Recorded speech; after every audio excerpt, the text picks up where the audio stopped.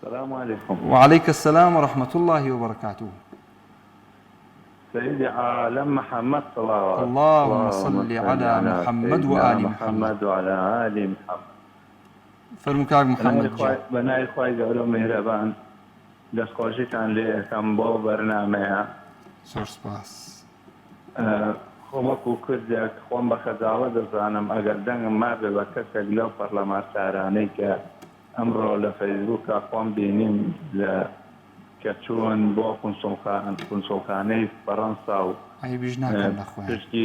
پشتگیری لەوانە ئەکەن کە سوکایەتی بێڕێزی بە ئیسلام و بە پێغەمبەرەکەمانەکەن ئیتر هیچی ترم نییە کە بێڵێ. دەست و چاوت خۆش بێ کاک محەممەد جان، ناوی خۆت بە خۆتەوەیە.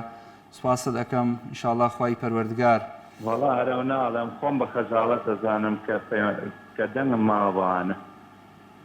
خوای گەورە ئینشاءڵڵا ئەمەد لێ قبوڵ بکە. هیوادارم خەڵکی تر ئەمە نۆم کابینەیە 9 جار غەڵەتمان کردووە، ئەمە نۆیمە دەیان بانە بێت. یا ڕەبی خوای گەورە ڕەحم بکە. نەکەینەوە کە ئامان بەستە هاتووە، ئێستا ژیانمان کەوتۆتە ئەم حاڵەوە.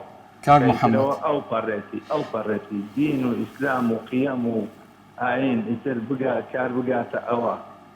کاک محەممەد هیچی تیان نەماوە. بەڵێ ئەها هیچێک لەو شتانی کە وجدانی ئینسان مرتاحەکە ئەمەی جەنابتە. ئێستا تۆ وجدانت مرتاحە مادام پەشیمانی لەوەی کە دەنگت پێداون. قەناعەتم پێ بکە ئێستا من وجدانم بۆیە مرتاحە بە هەموو تەمەنم پەنجەم بۆ مۆر نەکردو، نایشی کەم بە ئیزنی خوای پەروەردگار. ئەمانە هەر ئەویان لێوەشێتەوە، قەت چاوەڕێ ئەوە نەبن ڕۆژێک لە ڕۆژان بێنە سەر شاشە و بچن بۆ شوێنێک دیفاع لە دین و لە ئیسلام و لە پێغەمبەر و لەم ئاینە جوانە بکەن. قەت چاوەڕێ ئەوە نەبن.